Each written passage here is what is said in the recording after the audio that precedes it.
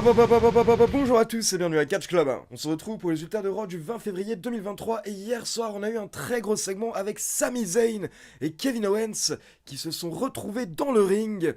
Mais ça ne s'est pas très bien passé et à côté de ça, nous avons deux news par rapport à Trish Stratus et par rapport au démon Finn Balor. Donc c'est parti, le show démarre avec un petit résumé du main event de Elimination Chamber, le match entre Sami Zayn et Roman Reigns et justement directement, nous avons Sami Zayn qui fait son entrée sous une énorme pop. Et je rappelle que depuis vendredi dernier, depuis SmackDown, Sami Zayn a récupéré son ancien thème Worlds Apart. Et Sami Zayn nous dit qu'il ressent beaucoup d'émotions différentes, notamment de la gratitude. Mais Sami Zayn s'en veut également car il avait l'occasion d'écrire une belle fin à son histoire actuelle. Mais au final, il a échoué et il a l'impression d'avoir laissé tomber les fans.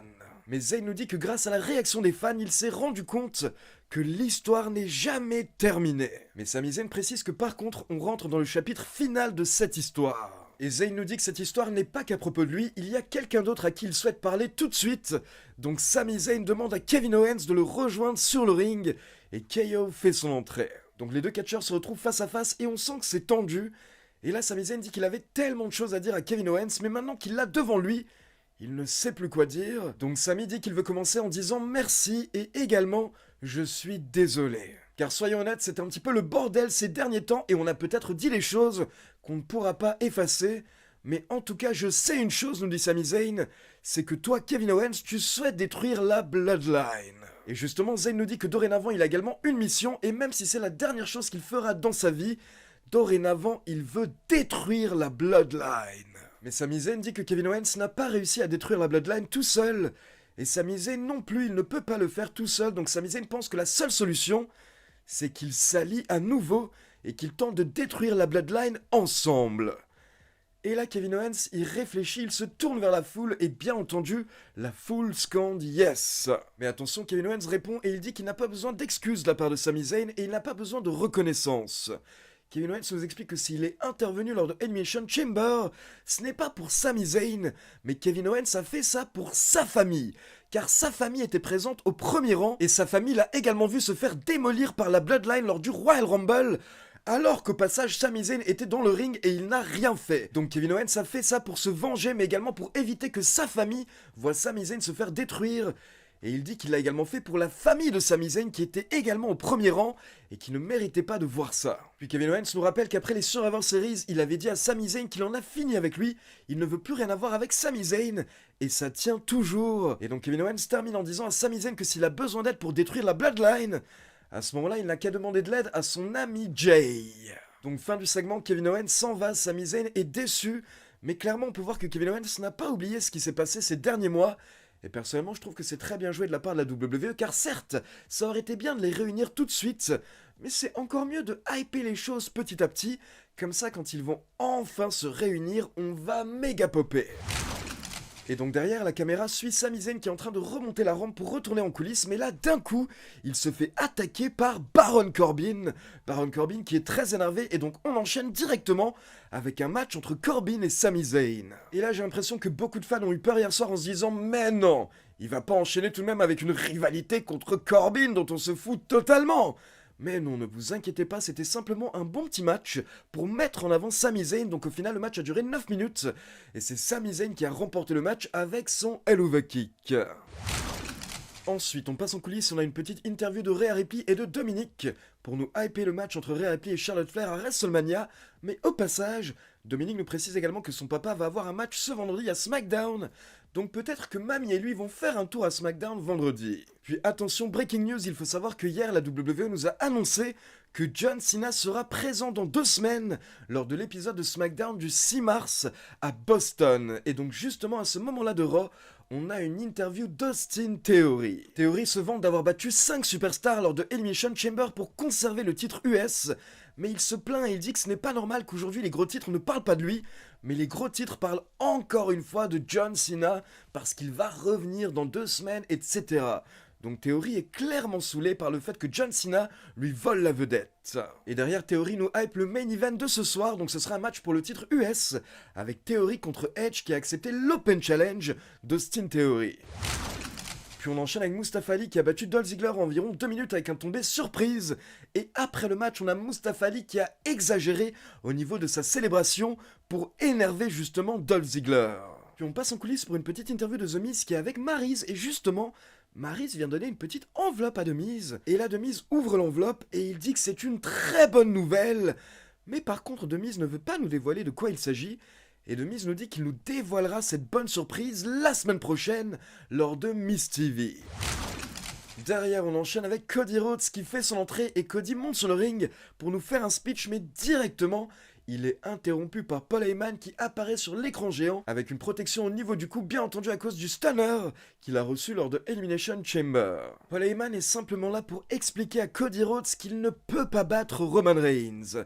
Mais Paul Heyman veut également expliquer quelque chose d'autre à Cody Rhodes, c'est que si jamais il bat Roman Reigns à WrestleMania, et ça n'arrivera pas selon Paul Heyman, mais si jamais il le bat, et bien derrière Cody va se retrouver avec une vie horrible, car il va devoir être sur la route près de 300 jours par an, il va devoir défendre le titre des dizaines de fois, il va devoir assister à des événements, à des tapis rouges, etc. Et du coup il ne sera chez lui qu'une poignée de jours par an, tout comme ça a été le cas pour son papa à l'époque. Mais du coup la femme de Cody et la petite fille de Cody ne le verront jamais, et Paul Heyman demande à Cody Rhodes si c'est vraiment ce qu'il souhaite. Et vraiment, pendant ce segment, Paul Heyman a tenté de faire réaliser à Cody Rhodes que son rêve de WrestleMania va se transformer en cauchemar. Et donc là, on peut voir que ça a touché Cody dans le ring. Cody est énervé, il fait les 100 pas, mais au final, il prend le micro et il dit « Bien joué, Roman, bien joué !» Mais tu m'as déjà envoyé Paul Heyman, tu m'as déjà fait ce trick, donc ça suffit, ça ne marche pas, et ne m'envoie plus Paul Heyman. Et Cody nous dit que bientôt il va sûrement se retrouver face à face avec Roman Reigns, et quand ça arrivera, il dira à Roman Reigns qu'en effet c'est sûrement le plus grand champion de ces dernières années, mais il lui dira également que quoi qu'il arrive, Cody doit finir son histoire. Et donc le segment se termine avec un Cody méga motivé qui fixe la caméra et qui gueule « Je vais te battre à WrestleMania !» Donc encore une fois, très bon segment entre Cody Rhodes et Paul Heyman, car encore une fois, Paul Heyman a utilisé des éléments de la vie réelle, mais ça n'a pas arrêté Cody Rhodes et Cody reste persuadé qu'il va remporter le titre à WrestleMania. Ensuite, nous avons Asuka qui a battu Nikki Cross en environ 10 minutes sous les yeux de Bianca Belair qui était au bord du ring pour le match. Et donc après le match, Bianca Belair vient confronter Asuka sur le ring. Et là, Asuka fait semblant de s'étouffer et d'un coup, on a son mist bleu qui coule de sa bouche. Donc encore une fois, Asuka super chelou, et je rappelle bien entendu que Asuka et Bianca Belair vont s'affronter à WrestleMania pour le titre féminin de Raw. Puis on passe en coulisses pour une petite interview de Seth Rollins qui a bizarrement l'air de bonne humeur, mais rapidement, il devient sérieux, et il nous dit que ça fait 2 fois que Logan Paul a gâché ses plans pour WrestleMania. Et là, Rollins commence vraiment à s'énerver en disant que Logan Paul ne le connaît pas, et Logan Paul ne sait pas jusqu'à où Seth Rollins est prêt à aller pour faire souffrir les gens. Donc Rollins fixe la caméra et il nous promet qu'il va trouver Logan Paul et il va le faire souffrir. Mais ce soir, il va démarrer en s'occupant de The Miz, car c'est The Miz qui a ramené Logan Paul à la WWE. Puis attention, là on a le segment What the fuck de hier soir à Raw, car on passe en coulisses et on retrouve MVP qui traite Brock Lesnar de poule mouillée. Il nous dit que Brock Lesnar n'avait aucun choix lors de Elimination Chamber, donc au final, il a triché avec son low blow.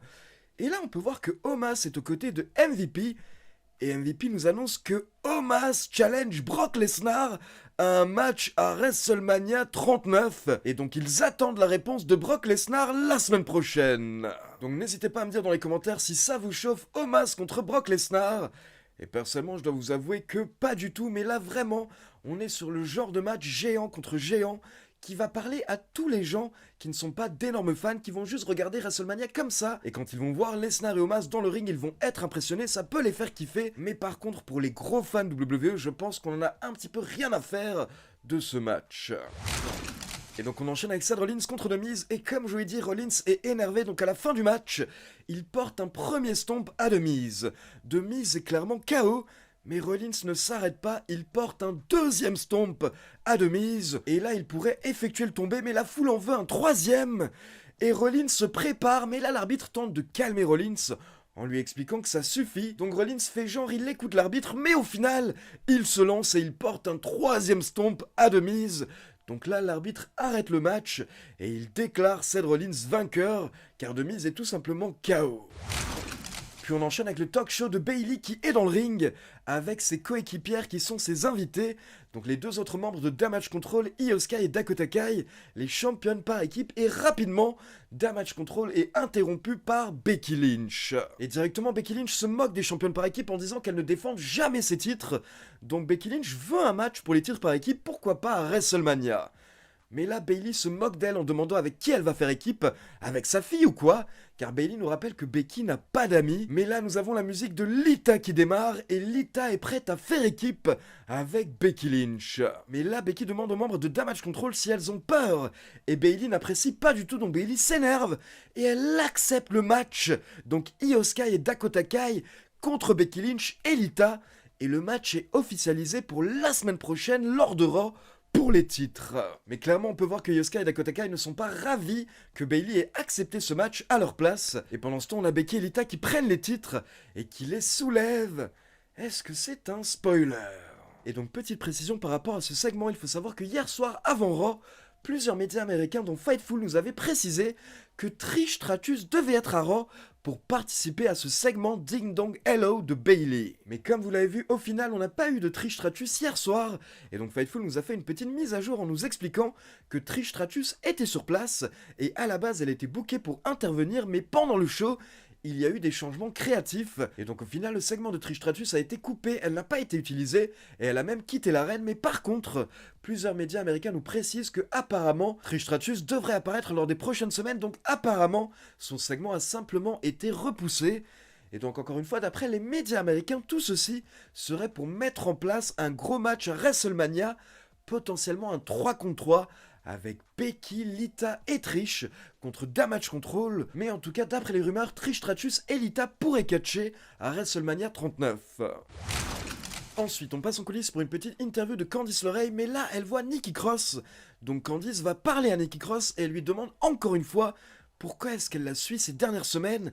Candice a besoin d'une réponse parce qu'elle n'est pas tranquille. Et à la base, Nikki Cross ne veut pas répondre, mais d'un coup, elle répond, sauf qu'on n'entend pas sa réponse, mais on peut voir que sa réponse choque ou étonne Candice LeRae. Et donc là, nous avons Byron Saxton qui vient demander à Candice LeRae qu'a dit Nikki Cross. Et Candice LeRae est troublée et elle dit que Nikki Cross lui a dit que toutes ses amies l'ont abandonnée, et dorénavant, elle est seule. Et donc Candice n'a pas l'air bien, et elle s'en va. Derrière, on enchaîne avec Bronson Reed contre Chad Gable accompagné par Otis.